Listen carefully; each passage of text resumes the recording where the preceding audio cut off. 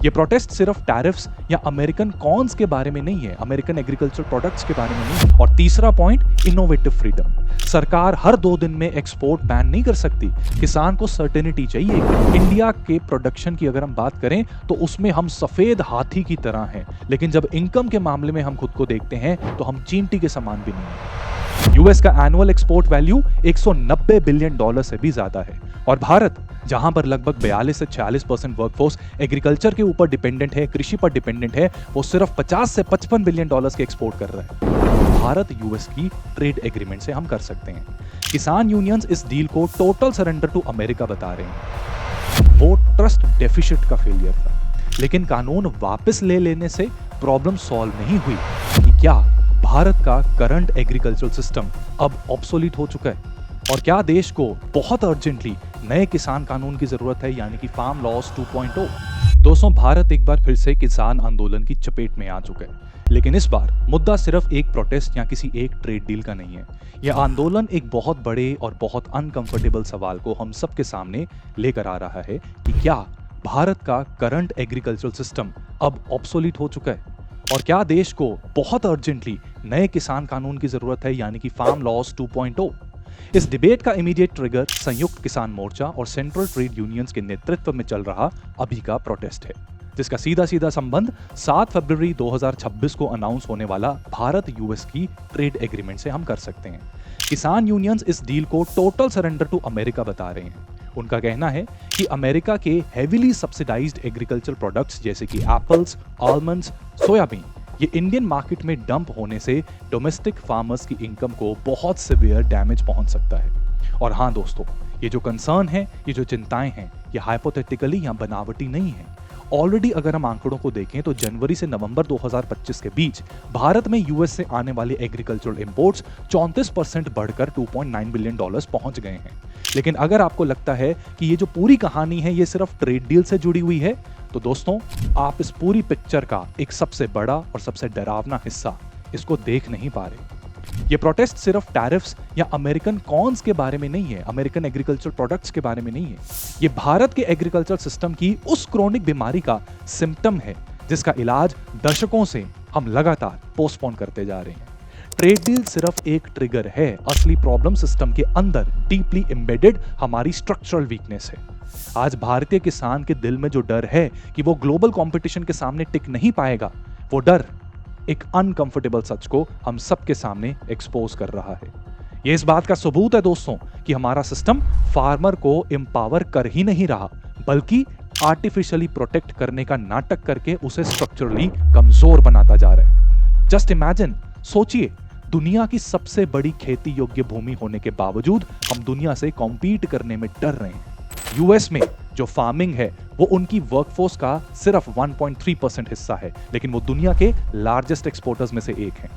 US का annual export value 190 billion dollar से भी ज्यादा है, और भारत जहां पर लगभग 42 से 46% वर्कफोर्स एग्रीकल्चर के ऊपर डिपेंडेंट है, कृषि पर डिपेंडेंट है, वो सिर्फ 50 से 55 बिलियन डॉलर्स के एक्सपोर्ट कर रहा है। दोस्तों, ये गैप सिर्फ नंबर्स का गैप नहीं है, ये प्रोडक्टिविटी, पॉलिसी आर्किटेक्चर और मार्केट एक्सेस और प्राइवेट इन्वेस्टमेंट का गैप हमें नजर आ रहा है। इस मिसमैच को अगर इकोनॉमिस्ट की भाषा में मैं आपको बताऊं तो इसे डिसगाइज्ड अनएम्प्लॉयमेंट कहा जाता है। इसका मतलब है कि लाखों भारतीय एग्रीकल्चर में इकोनॉमिकली प्रोडक्टिव नहीं है, लेकिन ऑल्टरनेटिव एम्प्लॉयमेंट ना होने की वजह से वो इसी क्षेत्र के अंदर ट्रैप हो चुके हैं। ऑलमोस्ट आधी वर्कफोर्स एक ऐसे सेक्टर में काम कर रही है जो नेशनल इनकम का बेयरली 1/6 हिस्सा जनरेट करता है। इसका मतलब एकदम साफ है दोस्तों कि एग्रीकल्चर एम्प्लॉयमेंट एब्जॉर्ब तो कर रहा है, लेकिन वेल्थ जनरेट नहीं कर रहा। विकसित भारत बनने के लिए हमें वेल्थ जनरेट करनी है। सत्य यह है कि भारतीय एग्रीकल्चर एक वेलफेयर सिंक बन चुका है, वेल्थ इंजन नहीं। फार्मर फार्मिंग से रिच नहीं हो रहा, डबलिंग फार्मिंग इनकम तो बहुत दूर की बात है, फार्मर सिर्फ सरवाइव कर पा रहे हैं। नेशनल सैंपल सर्वे के डाटा के अकॉर्डिंग एक किसान परिवार की एवरेज मंथली इनकम लगभग 10,000 से 12,000 रुपए की है, और इसमें भी मेजॉरिटी इनकम फार्मिंग से नहीं बल्कि वेजेस और गवर्नमेंट ट्रांसफर से आती है। और ये कहना कि हमारा करंट सिस्टम किसान को प्रोटेक्ट करता है, ये बात एकदम झूठ है, क्योंकि सच ये है कि ये सिस्टम उन्हें लो प्रोडक्टिविटी ट्रैप में लॉक कर चुका है।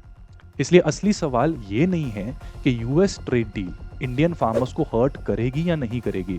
असली सवाल ये है कि इंडियन फार्मर्स ऑलरेडी इतने वल्नरेबल क्यों हैं? क्योंकि अगर सिस्टम सच में प्रोटेक्टिव होता तो कंपटीशन से डर नहीं लगना चाहिए था। प्रॉब्लम अमेरिका नहीं है, प्रॉब्लम वो स्ट्रक्चरल आर्किटेक्चर है जिसके अंदर हम पिछले 60 सालों से ऑपरेट कर रहे हैं। सिस्टम्स का सबसे डेंजरस फेज वो होता है दोस्तों जब वो ऑब्सोलीट तो हो जाते हैं लेकिन फिर भी वोटों के खो जाने के डर से कोई भी पॉलिटिकल पार्टी उसको सुधारने से संकोच करना शुरू कर दे। आज भारत का किसान एक अजीब सी कॉन्ट्राडिक्शन, एक अजीब से द्वंद्व में फंस चुका है। इंडिया के प्रोडक्शन की अगर हम बात करें तो उसमें हम सफेद हाथी की तरह हैं, लेकिन जब इनकम के मामले में हम खुद को देखते हैं तो हम चींटी के समान भी नहीं हैं। हम गेहूं में दुनिया के सेकंड लार्जेस्ट प्रोड्यूसर हैं। 2025-26 में गेहूं के उत्पाद में हमने चीन को भी पीछे छोड़ दिया। लेकिन प्रोडक्टिविटी गैप तो जरा देखिए, भारत में एवरेज लैंड होल्डिंग साइज गिरकर 1 हेक्टर तक पहुंच चुका है। एग्रीकल्चर को प्रॉफिटेबली करने के लिए लैंड होल्डिंग बहुत ही ज्यादा छोटी है क्योंकि इसमें हम इकोनॉमीज ऑफ स्केल अचीव नहीं कर पाएंगे। 86% फार्मर्स स्मॉल और मार्जिनल कैटेगरी में आते हैं। अमेरिका से कंपेयर करें तो वहां एवरेज फार्म साइज 180 हेक्टर्स का है। मतलब एक अमेरिकन फार्मर के पास एक इंडियन फार्मर के कंपैरिजन में 180 गुना ज्यादा जमीन होती है। स्मॉल फार्मर्स मैकेनाइजेशन अफोर्ड नहीं कर सकते, मॉडर्न स्टोरेज अफोर्ड नहीं कर सकते, वो पूरी तरह से सब्सिडीज के ऊपर डिपेंडेंट हो जाते हैं। फ्री बिजली, चीप फर्टिलाइजर और एमएसपी। हम अपने नेचुरल रिसोर्सेज को यूं मानो कि लिक्विडेट कर रहे हैं एक ऐसे ब्रोकन इकोनॉमिक मॉडल को जिंदा रखने के लिए जो बहुत ही ज्यादा रिडंडेंट हो चुका है। अब बात करते हैं दोस्तों एपीएमसी मंडीज की। ऑफिशियल स्टोरी ये है कि ये सिस्टम किसान को बचाने के लिए बनाया गया था, लेकिन रियलिटी क्या है कि एफिशिएंट कवरेज के लिए भारत को 42,000 मंडियां चाहिए, लेकिन ऑपरेशन कितनी है, फंक्शनल कितनी है? मुश्किल से 7,000, यानी जितनी जरूरत है उसका सिर्फ 1/6 हिस्सा। इसका नतीजा कुछ चंग आड़ती इन्होंने सिस्टम को मोनोपोलाइज कर लिया है। इन कुछ लोगों की मोनोपोलीज की वजह से किसान के पास मल्टीपल बायर्स यानी कि खरीदार हैं ही नहीं।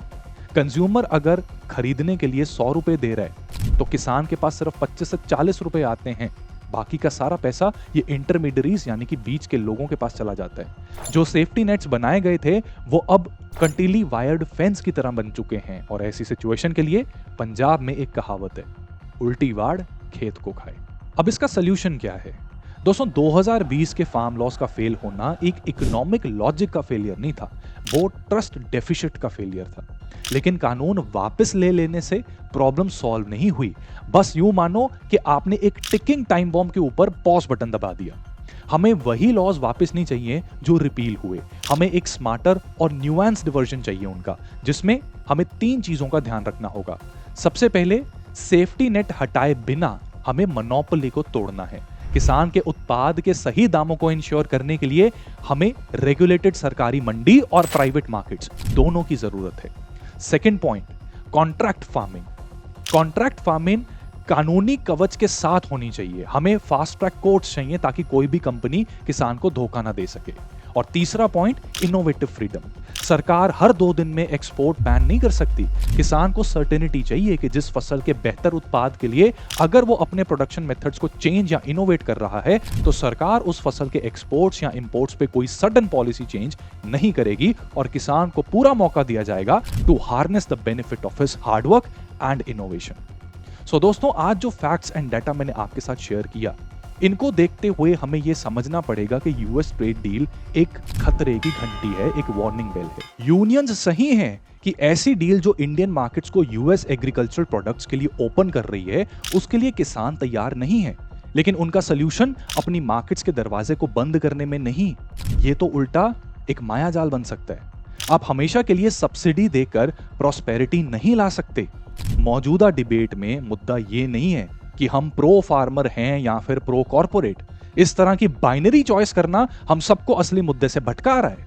असली मुद्दा है प्रबंधित जड़ता यानी कि मैनेज्ड स्टैग्नेशन और पीड़ादायक प्रगति यानी कि पेनफुल ग्रोथ के बीच में एक चॉइस करने का, एक बैलेंस ढूंढने का। जो जैसा चल रहा है उसको वैसा ही पड़ा रहने देना सिर्फ इसलिए कि आपका वोट बैंक हाथ से ना निकल जाए, ये सबसे डेंजरस ऑप्शन है। हमें अपने एग्रीकल्चर मार्केट और एग्रीकल्चर सब्सिडीज के स्ट्रक्चर को बदलने की जरूरत है। लेकिन हमें सिर्फ फार्म लॉज नहीं चाहिए, हमें एक फार्म रेवोल्यूशन चाहिए।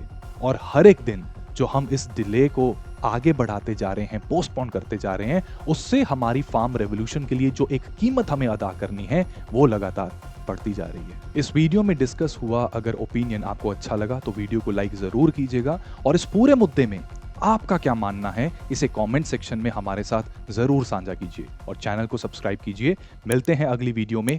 जय हिंद।